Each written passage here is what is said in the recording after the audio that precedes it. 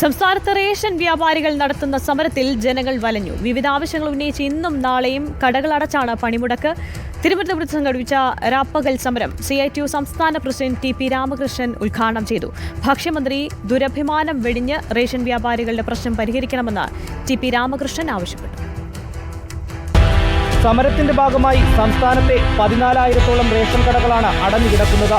നാളെ വൈകിട്ട് 5 മണിക്ക് വ്യാപാരികളുടെ പ്രതിഷേധം അവസാനിക്കൂ. കിറ്റ് കമ്മീഷൻ നൽകുക, ക്ഷേമനിധി ഉറപ്പുവരുത്തുക, വേതന പാക്കേജ് കാലോചിതമായി പരിഷ്കരിക്കുക, KTPTS ആക്ടിലെ അപാകതകൾ പരിഹരിക്കുക തുടങ്ങി ആവശ്യങ്ങൾ ഉന്നയിച്ചാണ് സമരം. പ്രതിഷേധത്തിന്റെ ഭാഗമായി പാളയം രക്തസാക്ഷി മണ്ഡപത്തിൽ നടത്തുന്ന രാപ്പകൽ സമരം TP രാമകൃഷ്ണൻ ഉദ്ഘാടനം ചെയ്തു.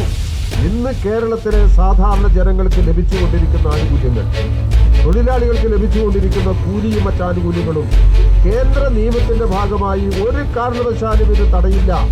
ഇന്ന് നൽകിക്കൊണ്ടിരിക്കുന്നതെല്ലാം കേരളത്തിൽ സംരക്ഷിക്കപ്പെടും. ഇത് ഗവൺമെന്റ് വ്യക്തമാക്കിയിട്ടുണ്ട്. അതുകൊണ്ട് ഒരു സംശയവും വേണ്ട.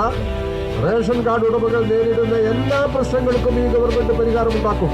2 ദിവസത്തെ സമരം കൊണ്ട് പരിഹാരമുണ്ടായില്ലെങ്കിൽ അനിശ്ചിതകാല സമരത്തിലേക്ക് നീങ്ങാനാണ് വ്യാപാരികളുടെ തീരുമാനം. നേരത്തെ ഭക്ഷ്യവകുപ്പ് മന്ത്രിയുമായി യൂണിയനുകൾ ചർച്ച നടത്തിയെങ്കിലും തീരുമാനമായിരുന്നില്ല.